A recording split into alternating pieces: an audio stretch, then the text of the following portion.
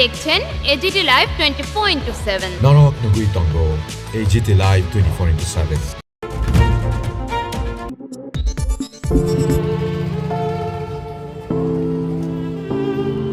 সদস্য কন্যা শ্যামশ্রী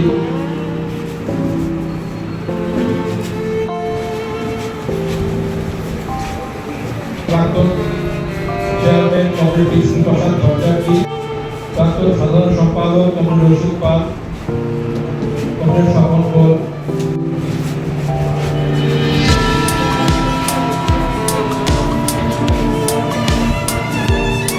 প্রাক্তন সদস্য কমরেড দয়া বর্মন, কমরেড রত্না সরকার,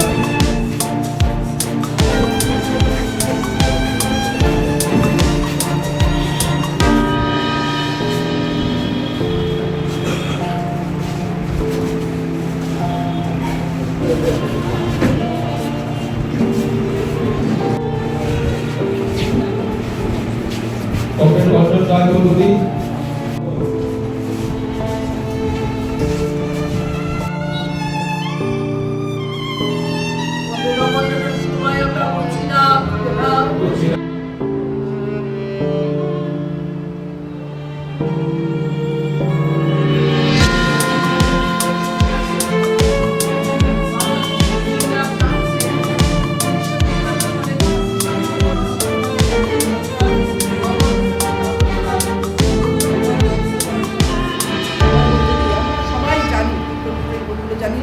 অমলদা একটা ইতিহাস হয়ে আমাদের সেখানে রয়ে গেছে, রয়ে যাবে, থাকবে।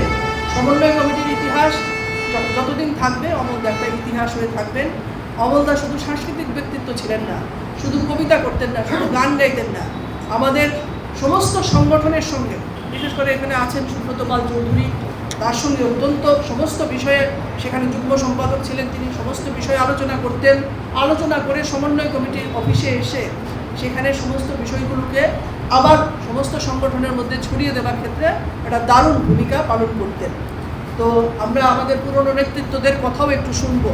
অমল চ্যাটার্জির সঙ্গে যারা সর্বভারতীয় কমিটিতে ছিলেন, সেখানে আমাদের চেয়ারম্যান বিষ্ণুদা রয়েছেন, সেখানে কমরেড জয়াদি রয়েছেন, আমাদের অশেষ দেবরায় আসার কথা, তিনি ওই দিন সমস্ত কিছু জানার পরেও 13 তারিখ উনি পৌঁছতে পারেননি, পরে শেষে শ্মশানে গিয়েছেন। আমরা যখন চলে এসেছি তখন সেই সময় অশেষ দেবরায় শ্মশানে গিয়েছেন। ওই অমলদার মেয়ে বলছে, এসে উনি মানে কাঁদছেন, অমলদার দেহের পাশে দাঁড়িয়ে কাঁদছেন। আমাকেও বলেছেন যে বমুয়া শেষ পর্যন্ত আমি আসতে পেরেছি, আমার আকাঙ্ক্ষা লাইলে থাকতো, একসঙ্গে কাজ করেছি, সেখানে আসতে পারবো না, এসেছি, আমি এসেছি।